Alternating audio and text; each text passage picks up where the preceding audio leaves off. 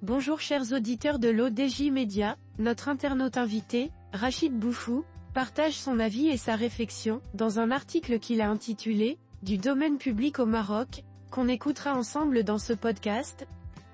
Notre architecte entame sa présentation du sujet en disant « Depuis quelques jours on voit des démolitions, un peu partout, touchant des constructions en bord de mer comme à Tifnit, Imswan, plage d'Ahomey ou sur les abords du mausolée Sidi Abderrahmane. Ces démolitions touchent aussi des constructions villes et concernent les espaces des cafés, des commerces et des logements qui débordent sur la rue ou ce que l'on appelle communément le domaine public. » Notre internaute invité présente son point de vue initial de cette manière. Le domaine public est une notion qui renseigne sur les espaces, lieux, bâtiments qui appartiennent à tous les citoyens d'un pays. Au Maroc, il se subdivise en plusieurs catégories. Le domaine public municipal, qui se compose des biens meubles et immeubles, que possèdent les collectivités locales et territoriales. Dans ce cas on parle de domaine public municipal ou communal. Il comporte les trottoirs, les espaces verts publics, jardins, rues, boulevards, passages et routes urbaines. Il est géré par communes et municipalités, qui en assurent l'entretien et la sécurisation. Au-delà des villes, c'est la direction des travaux au public, qui gère les routes nationales et rurales. Jadis on appelait tous les territoires, qui n'appartenaient pas aux tribus, des terres axènes pour dire que c'était l'État qui les possédait. Les plages et les mers relèvent du domaine public maritime, et sont gérées par le ministère des Travaux publics, qui peut louer leur utilisation ou occupation temporaire à des tiers, personnes physiques ou morales. Ce domaine maritime est délimité par arrêté ministériel et reporté au niveau du cadastre, afin de fixer les limites des propriétés à ses abords. Les oueds, cours d'eau, barrages, étangs, lacs, rivières relèvent du domaine public hydraulique et sont gérés par les directions régionales des bassins hydrauliques, qui relèvent du ministère de l'eau. Les forêts et bois relèvent du domaine forestier, sont gérés par la délégation des eaux et forêts. Le domaine public est par principe inaliénable et incessible, c'est-à-dire que l'on ne peut le vendre ou le louer à des tiers librement, sans un arrêté ministériel et un décret du Premier ministre qui en fixe les conditions. On ne peut pas non plus l'occuper sans une autorisation émanant des autorités compétentes, qui ne peuvent dans ce cas qu'autoriser des occupations temporaires et jamais définitives, sauf cas exceptionnels. Depuis plusieurs années, les gens se sont un peu oubliés ou se sont fait oublier contre des sommes sonnantes et trébuchantes et se sont permis des extensions ou des occupations de ce domaine public. Il s'agit des propriétaires de logements, qui annexent un bout de rue pour y installer des jardinets, des parkings privatifs ou des chambres construites en dur ou en structure légère. Il s'agit aussi des propriétaires de cafés et de restaurants, ainsi que des commerçants qui étendent leurs terrasses ou surfaces de vente, au-delà de ce qui est toléré par les communes qui leur louent une partie du trottoir utilisé, même cas commerçants en sont les propriétaires. Il s'agit aussi des gens qui sont partis construire des masures et des villages de pêcheurs ou des propriétaires qui ont des maisons en bord de mer et qui l'ont fait sur le domaine maritime, sans droit ni titre. D'ailleurs dans le droit de l'urbanisme quand un promoteur a terminé les travaux de son lotissement, il demande une réception provisoire auprès des autorités, à partir de laquelle il cède à la municipalité ou à la commune les emprises des voies, routes, places, jardins publics et chemins piétons. Cette cession se fait sur acte notarié et portant un certificat de priorité au nom de la commune, inscrit au service du cadastre et sur le registre du patrimoine communal ou municipal.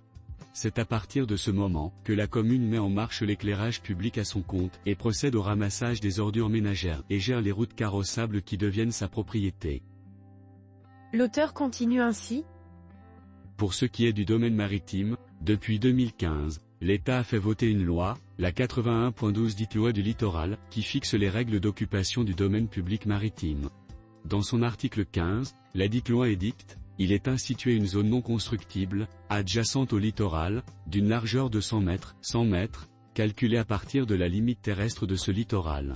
Ceci justifie amplement les destructions actuelles de toute construction, qui se trouve dans ce domaine maritime, qui a été délimité il y a une vingtaine d'années. Cela pose le problème de la situation des constructions, qui existait avant la promulgation de cette loi et avant la délimitation du domaine maritime. Car si on applique à la lettre cette loi, il ne peut plus y avoir de construction sur tout le littoral marocain, hôtels et villas en bord de mer, compris, à moins de soumettre ces projets aux commissions d'investissement, qui statuent dans ce sens et en délivrent les dérogations nécessaires à leur établissement. Pour le reste, la règle est simple: démolition pure et simple de toute construction, qui déborde sur le domaine maritime, ou qui a été édifiée sans autorisation administrative. Ainsi les fameux Haftas, ces petits villages de pêcheurs berbères mignons le long de la côte atlantique, où les gens venaient faire du surf et habiter le temps d'un moment dans des masures rustiques, vont disparaître les uns après les autres. D'ailleurs, plusieurs villages comme Imswan ou Tifnit sont en train d'être rasés, sans autre forme de procès. Les gens qui y habitent ont reçu des notifications des autorités, 24 heures à peine avant le début des opérations de démolition, menées tambour battant dans la région du Souss ou à Dahomey près de Bouznika. Monsieur Rachid Boufou enrichit son discours de la manière suivante. Depuis plusieurs mois déjà, les autorités à Casablanca, Rabat et ailleurs avaient démarré des opérations de libération du domaine public, détruisant toute extension sur les rues et avenues par les habitants, les cafetiers ou les restaurateurs. Globalement, ces opérations de libération du domaine public maritime ou municipal sont nécessaires et salutaires. Toutefois, il est important de se poser la question sur les conditions qui ont permis aux gens d'être en infraction avec la loi durant de très longues années sans être inquiétés le moins du monde, souvent par les mêmes autorités qui viennent aujourd'hui leur notifier la démolition de leurs constructions et occupations illégales.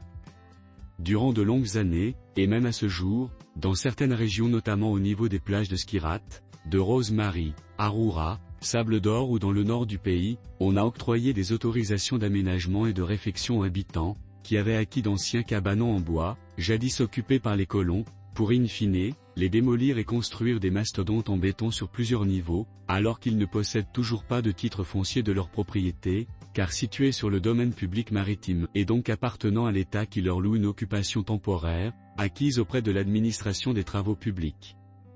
Durant les années 70 et 80, les Marocains aisés, découvrant les plages, ont exercé un grand lobbying et un excès de pouvoir, pour bénéficier de ces droits indus, qui ont fortement contribué à dégrader le littoral marocain, empêchant par la même occasion, tout aménagement raisonnable et rationnel de ce littoral, soit en corniche, soit en hôtel, fermant souvent tout accès aux plages et à la mer aux autres citoyens. À Skirat plage par exemple, les autorités ont été obligées, il y a une vingtaine d'années, d'ouvrir des sentiers étroits entre les villas en front de mer, pour permettre aux citoyens d'accéder à la plage. À Agadir, avant l'aménagement de la magnifique corniche le long de la plage, il était impossible de marcher ou de contempler la mer, autrement qu'en étant sur le sable, les hôtels ayant privatisé chacun une immense plage, pour en faire un espace réservé à leurs clients, souvent étrangers. Dans le nord à Mediek, Fnidek, Martil ou à Saïdia, les plages étaient jusqu'à il y a quelques années louées indûment par les communes à des soi-disant promoteurs touristiques qui imposaient la location de parasols, de chaises et de transats à tout citoyen désirant accéder librement à la mer ou à la plage. Dans d'autres lieux, les plages étaient privatisées sauvagement par des groupes d'islamistes qui n'acceptaient que les leurs à leur côté, chassant les autres citoyens qui voulaient accéder librement à ces mêmes plages. Au bout d'un moment, toute cette pagaille devait se terminer par une intervention massive de l'État et des autorités, afin de libérer le domaine public municipal ou maritime, afin qu'il puisse être utilisé, librement, par tous les citoyens, sans exclusive. Bien sûr, cela ne plaît pas à tous ceux qui ont profité et qui profitent des passe-droits octroyés par le passé. Tant pis pour eux. Car leur égoïsme ne pouvait pas éternellement durer, ni s'exercer au détriment des autres citoyens. Quant aux Haftas, ces petits villages rustiques de la côte atlantique, ils ne répondent à aucune norme d'hygiène ou de sécurité pour accueillir les touristes nationaux ou étrangers de manière informelle, alors que les prix qui y sont pratiqués avoisinent ceux de vrais hôtels, qui payent des taxes et des redevances à l'État. Pour ceux qui y ont acheté des bâtisses, ils l'ont fait sans droit ni titre, et ne peuvent être protégés par la loi, et ne doivent s'en prendre qu'à eux-mêmes. Quant au santon de Sidi Abderrahman à Casa, la destruction par les autorités des bâtisses accolées au mausolée, procède du même principe de destruction de construction illégale. Les images anciennes du lieu montraient ce mausolée, seul. Avec le temps, les personnes chargées de son entretien ont construit des chambres qu'ils louaient à des chouvafat, ces voyantes locales qui voyaient l'avenir pour les autres, sauf pour elles, car elles n'ont pas vu venir cette destruction, ce qui prouve la limite de leur science divinatoire. L'auteur conclut son article en ces mots. J'espère que la prochaine étape sera de libérer le domaine public municipal constitué par les rues des principales villes du pays, de cette faune de gilets jaunes, gardiens autoproclamés de voitures, qui imposent leurs tarifs au stationnement de véhicules et aux conducteurs, en toute impunité et souvent avec violence. Ça se fera certainement en temps opportun.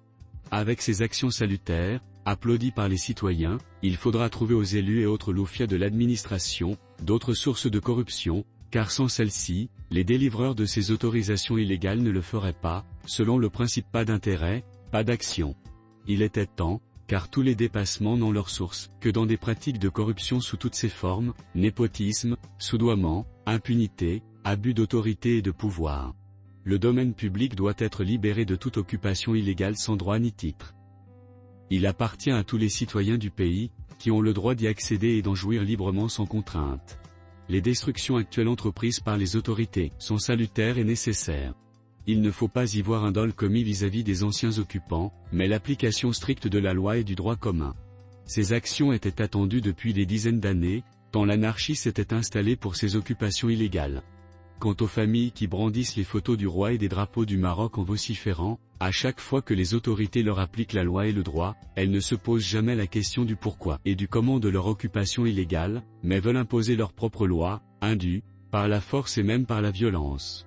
Cela ne peut durer, car le domaine public, dans sa diversité, n'est pas à elle mais à tous les citoyens marocains. Rédigé par Rachid Boufous. Merci d'avoir écouté ce podcast de l'ODJ Media. N'hésitez surtout pas à nous suivre sur nos réseaux sociaux, Instagram, Facebook, TikTok, LinkedIn et Twitter. Alors, on se dit au prochain podcast de nos internautes invités, et à très bientôt.